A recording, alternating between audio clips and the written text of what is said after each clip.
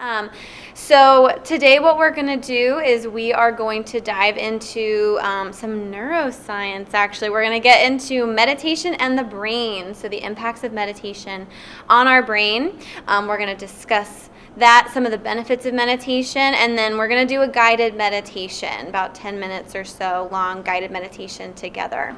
So as I mentioned, it's 6 o'clock now. It's our start time. I think we have the room booked until 7, but it'll be more like 30 minutes or so of your time this evening that we'll be together.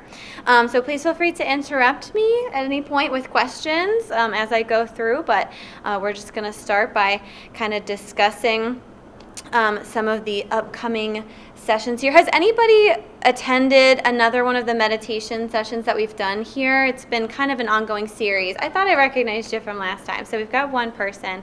Everyone else has been new today, though? Okay, great. Welcome. So we're kind of getting into what we call our 2.0 meditation. So we covered a lot of basics before, and now we're getting into just a little bit of longer guided meditations, a little bit, like I said, more of the science and benefits of the meditation. However, don't worry, we're going to cover, the basics. We're going to do some review for you guys, so you can. It's meant so that you can jump in at any point. So don't stress about that. Here are some of our upcoming topics. So today we're starting out with session 1, meditation in your brain. But if you see anything that strikes you, we're here. I believe it's the third Monday of every month, if that's correct. Double check me, you guys. So take note of if any topics that you might like to join us for as we go through and continue our meditation series.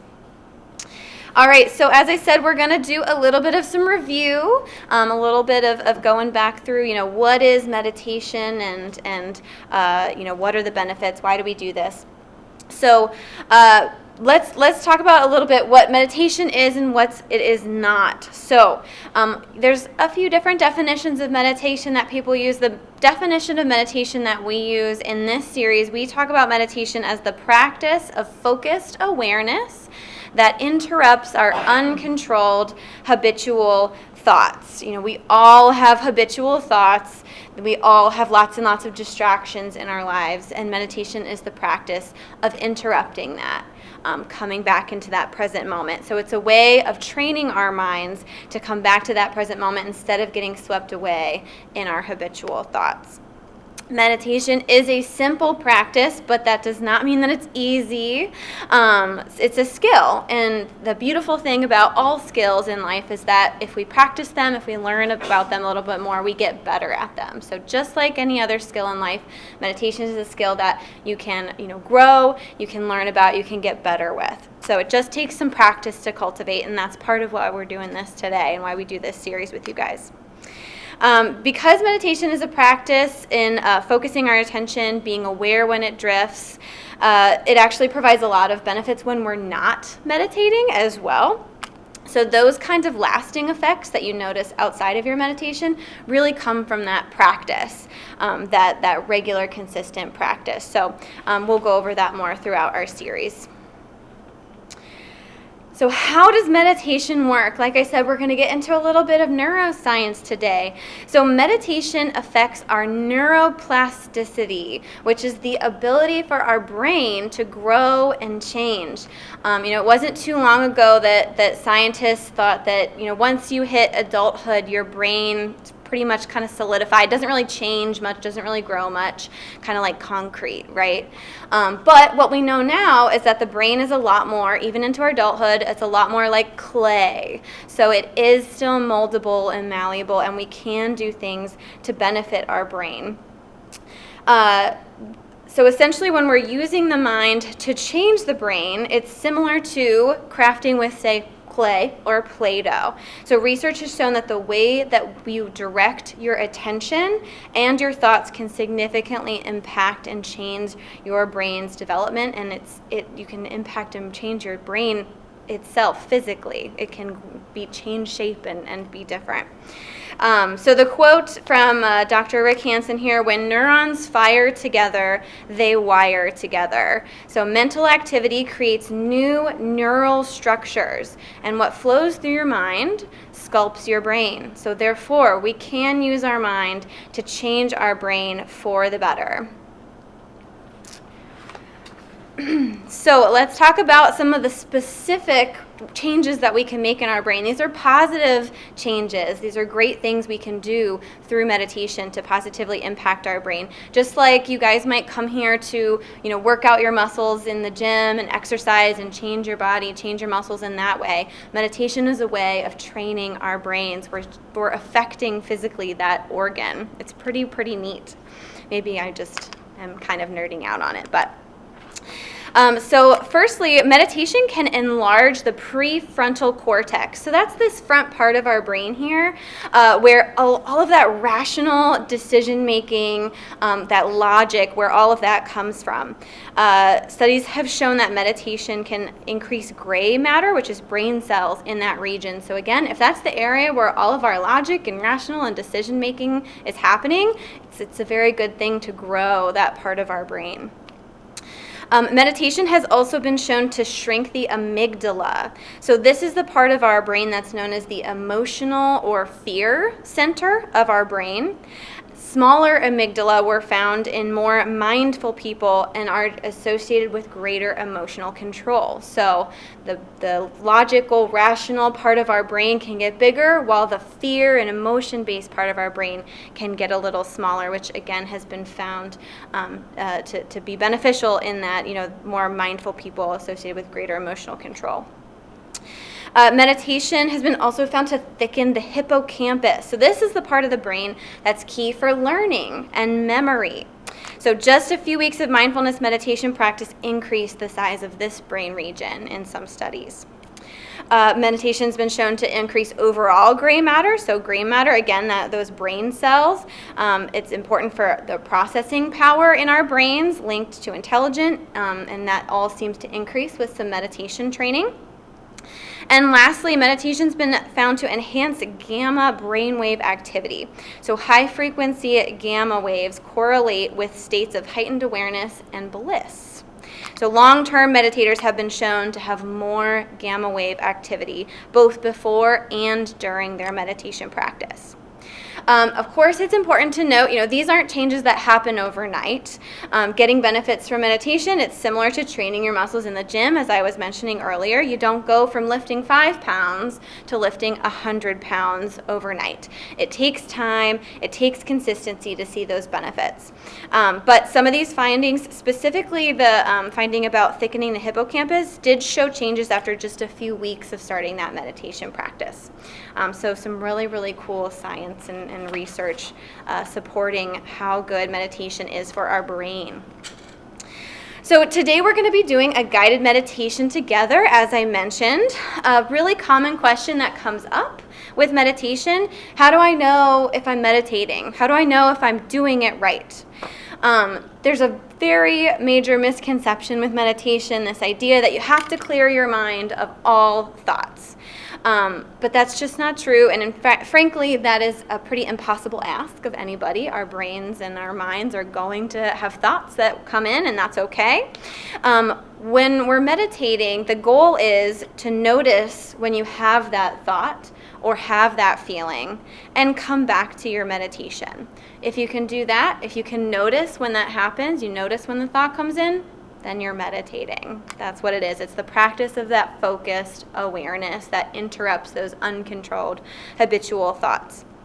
So we're training our mind to stay in the present moment. So in this meditation that we're going to do together in just a minute, we're going to be labeling our breath and any thoughts or feelings that come up. So labeling the breath, sometimes it helps us to avoid distractions. However, if or when you have a thought or feeling that comes up, simply recognize it. Again, just notice it. Label it as, okay, a thought, that's a thought, or that's a feeling. That's what I mean by labeling. We're just calling it what it is. And then we come back to the breath. So I'm going to guide you through this. I'm going to guide you through the whole meditation. So as I mentioned before, it's going to be about 10 minutes or so in length. Just trying to stay connected to your breath and in the present moment as much as possible is the goal. It doesn't matter how many times your mind wanders, you're not failing if you keep finding yourself being distracted or anything. Remember, the goal of meditation is when you find yourself distracted, you come back to that present moment, you come back to the breath. So we're going to go ahead and get started. And I want you to just begin by sitting in an upright position with your back straight, nice and relaxed. Hands are relaxed, shoulders, relaxed down away from your ears. Any movements that you need to make to get comfortable, just find yourself in a comfortable position in your chair. Go ahead and close your eyes if you're comfortable doing so. If not, please feel free to keep your eyes open. You can just have a nice soft gaze about 45 degrees on the floor in front of you. And let's start by letting go of any expectations that you might have for this meditation. Just be here now. For the next 10 minutes, there is nowhere to go, nothing to do, nothing to attain. Just be here in this practice. Now bring your awareness into your body and let your body start to relax.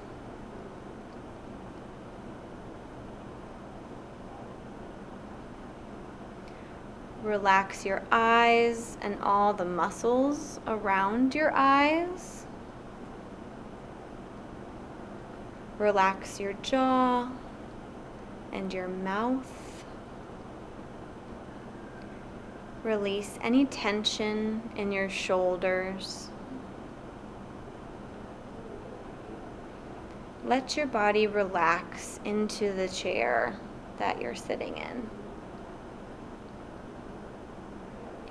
Imagine all of the stress draining out of your body. And let your breath flow in and out. Breathe in through your nose and exhale out.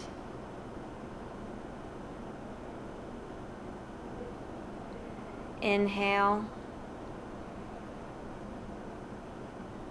and exhale.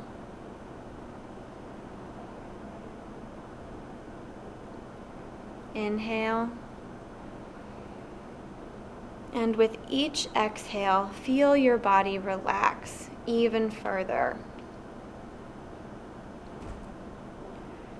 Notice the sensation of the air coming in through your nose, down the back of your throat, filling up your lungs and belly.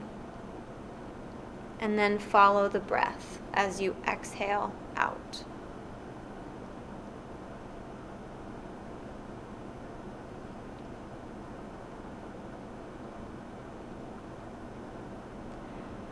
Place your attention on any temperature differences you might be noticing as you breathe in and out. The air may be cooler as you inhale and warmer as you exhale.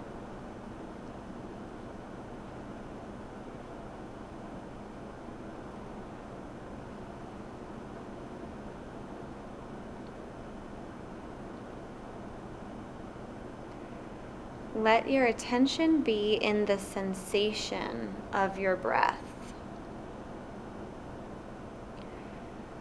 As you breathe in and out, it may be helpful to label the breath as in, as the air comes in through your nose, and out as you exhale out. Or if you connect with the breath moving in your chest and abdomen more, you can label the breath as rising and falling. There's no right or wrong, whatever you prefer.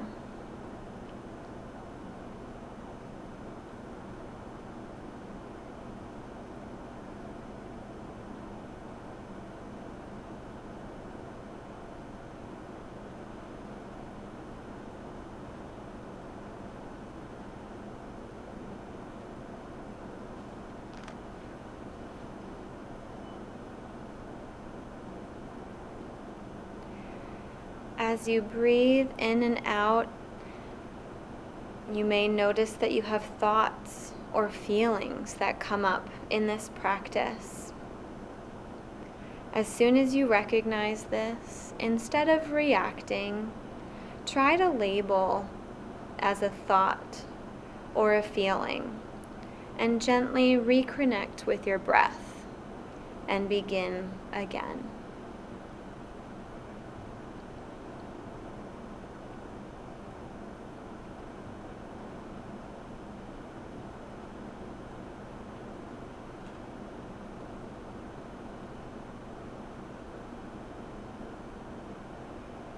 In and out, rising and falling. For the next few moments, continue to place your attention on your breath. If your mind starts to wander, just notice and gently come back to your breath. The moment you realize you've been distracted is the magic moment. This is your chance to do something different. Instead of reacting to the thought, we just come back to the breath.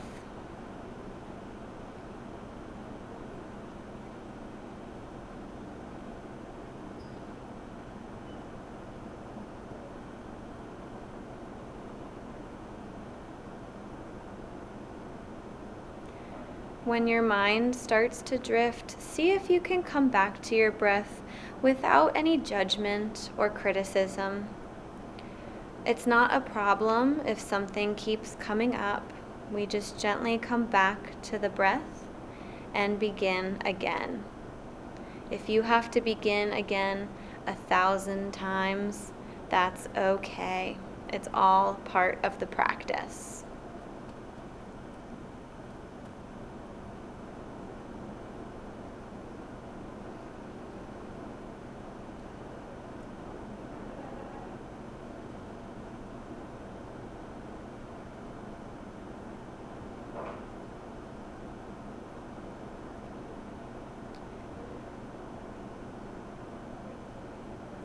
In and out,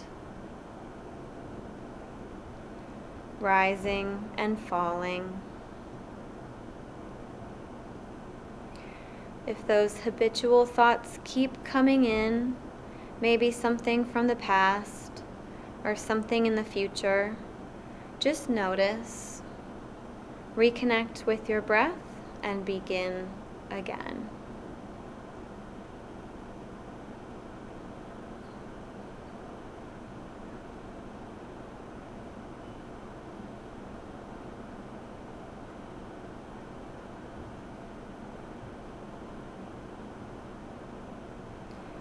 In and out.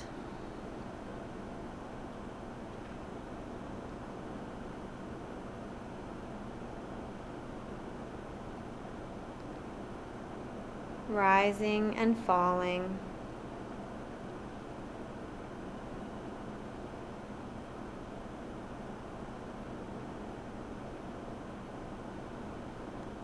Always coming back to the breath.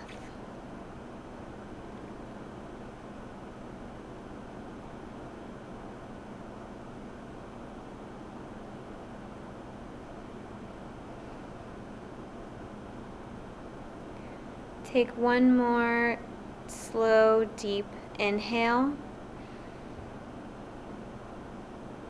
and exhale completely.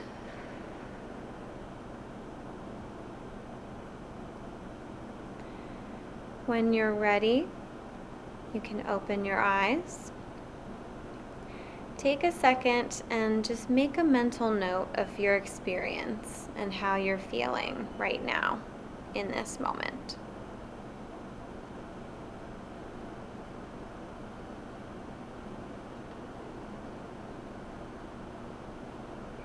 Okay, when you guys are ready, slowly, gently, we can come back to our group. And I would love to know how that was for you. What was that experience like? Pretty mellow. I love that word. Definitely relax. Good. Nice. It was definitely calming as well. Calming, relaxing, amazing. Good. That's what we hope for. A lot of sense of time. Just how long that took. Yeah, I lost a little sense of time. It took a little bit, actually, longer than 10 minutes. I slowed down a little bit, but yeah, it's easy to lose sense of time when you're focusing on the breath like that. Absolutely. Any other comments? Question. Yeah. Meditation can create neurogenesis. As in building new neurons? Yeah. I don't know that. That wasn't in my research, that specific thing, but we know that it can build neural pathways and build new brain cells. Yeah. Yeah. Does that answer your question? Do you know how that's measured? Do I know how that's measured? No, but I do have the research cited, so I can certainly make sure that the slides are available for you for the citations. So take a look at those studies. Great question. Anyone else? Any other comments? Did anyone's mind start to wander? I'm assuming probably everybody. Yeah, we're all humans, so yes. But hopefully you were able to come back with no judgment, no criticism of yourself. Again, that's exactly what the practice is that coming back piece. Awesome. You'll see up on the slide here, very common experiences like you guys mentioned, calm, relaxed, mellow. Also very normal to feel frustrated, agitated, kind of antsy, distracted. Those are very common experiences as well, especially if you're new to meditation. And it is very possible that you try meditation one day and have a great experience, and then maybe the next day maybe you're in kind of a different headspace, maybe you got different things going on in your life, it's just a different day, maybe you have a time where you feel frustrated, agitated. All of those things are very common and very normal, and we just can continue to encourage you to keep practicing. It's not unusual for your experience with meditation to change day to day like that, just depending on what you got going on. So know that those are common and normal, and definitely continue to practice. So with this new kind of, as we enter this new phase of our meditation series, for all of our participants, we really want to challenge you a little bit, just something to take home, a little challenge for yourself. Obviously, nobody's getting graded or anything, but just something to, again, kind of challenge yourself with this mindfulness. So this go rounds challenge, focus on your breathing for 1 minute, one time per day. Maybe you try that, one day a week. Maybe you try it a couple days a week, whatever you'd like that to be for you or what's realistic for you, but just challenge yourself to keep that practice of that meditation going. I also encourage you to practice your meditation, even, whether it's that mindfulness challenge, great, or if you like to listen to guided meditations or anything like that, there's a lot of really great resources out there. There's apps for meditation. There's just like plain old YouTube has a lot of content on there. So these are some apps that we like at Trial Corporate Health. So please feel free to explore those if you're looking for more guided meditations. But whether you want to do it guided, whether you want to do it on your own, we definitely just encourage you to continue practicing, because like we said, those benefits, you're really going to start to see them after a certain period of time. One thing, since not too many people have done one of our sessions before, one thing I always like to make a note of is that, we did a 10, I think it wound up being like 12-ish minute meditation. If all you have in a day is 2 to 3 minutes to meditate, that's perfectly valid too, and you're still going to experience some benefits from just a few minutes of meditation. So you don't have to spend hours and hours and hours of your time meditating to experience those benefits. We did a little bit of a longer one, but if all you got is a few minutes, that's okay too. Give it your best, and like I said, even try this challenge, 1 minute, one time per day. The more you practice, the easier it gets, I promise. All right, does anyone have any other questions? Yeah. Sure. So if you're just starting out, you're new to this, I mean, typically the goal and where you want to get is to spend some time every day. Is that daily practice? Is that the ideal situation? Yeah. I mean, everybody's different, so it's hard to make a broad brush recommendation, but that's a great goal. The more frequently that you do any kind of behavior, any habit, the more benefits that you're going to see, the more easy it is as far as like maintaining that habit.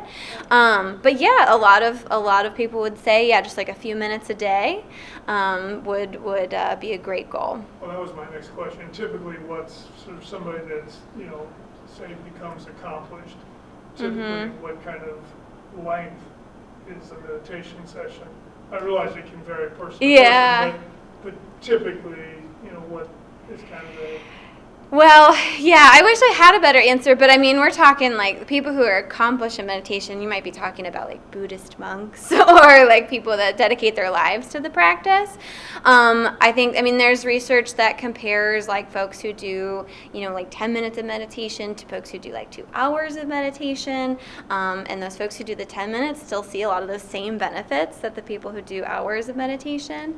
I would say if you're just starting out, I would focus on, what's a realistic goal for you. If you're doing 0 minutes of meditation a week, what would be the best goal for you then? And see how you like it. Do you prefer to do just a few minutes, like in the morning, more frequently throughout the week? Or would you prefer to dedicate some real time to it, do something more like 15, 20, 30 minutes? Certainly you can go longer, but I think that is, 20 to 30 minutes is the most that I typically hear from folks. Well, you touched on my other question. Is there research where they've identified, a time length to get a significant benefit? I mean, you talked about even a little bit helps, but I mean, is there a threshold that you're going to need to hit to get significant improvements? Not that I haven't seen one broad number, no, or one for every person. I haven't seen like get to here, I know that exists in a lot of other areas of health and wellness. They recommend 150 minutes of physical activity a week. That's sort of the general guideline, but I don't, at least that I've seen, I don't know that exists for meditation. Everybody's different. I know that's the worst answer ever, but unfortunately that's the truth. Yeah. Is it typical for time to fly by? This 10 minutes seem more like 3 or 4 minutes. Yeah, absolutely. It's typical for you to lose that sense. Absolutely. Some people would say the opposite. Some people would say this few minutes felt like ages. So yeah, it absolutely is normal because we're just not really, you're kind of shutting down the sensory experience of, you're not really focused on what you're seeing, anything like that. It's just focused in on that one thing. So if I set a timer for 5 minutes, over time, if I kept doing it, I would have a sense of I've done 5 minutes without the timer. You might. It's worth a shot. I mean, this isn't what you're talking about, but it actually is a good idea to set a timer for yourself when you're doing meditation, because it's also very common to fall asleep, and that's not a bad thing. That doesn't mean you're doing it wrong. It just means that that's what your body needed in that moment.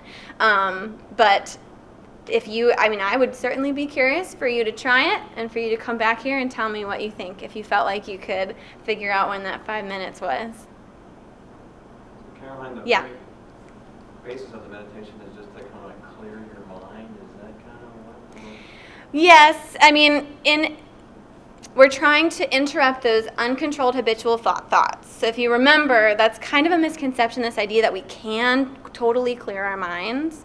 That's just not how our minds work. That's not how, it's sort of, like I said, it's a misconception. But the idea is that we're noticing when those thoughts come in, those thoughts or feelings, and we're labeling them as such. Oh, I've had this thought, I've had this feeling, not reacting to it. I'm not thinking about my to-do list and then hopping up and getting and started on my to-do list. I'm saying, oh, okay, thought about my to-do list. I'm going to come back to my meditation. So it's about not reacting in that moment. And again, the magic moment is that recognition when you can say, oh, I had this uncontrolled habitual thought. Yes. You guys have really great questions. Thank you. Anything else? All right. Well, thank you all for your time. Let me know if there's anything that I can do for you guys. Otherwise, hopefully I'll see you all in a few weeks here, I guess next month. So like I said, third Monday.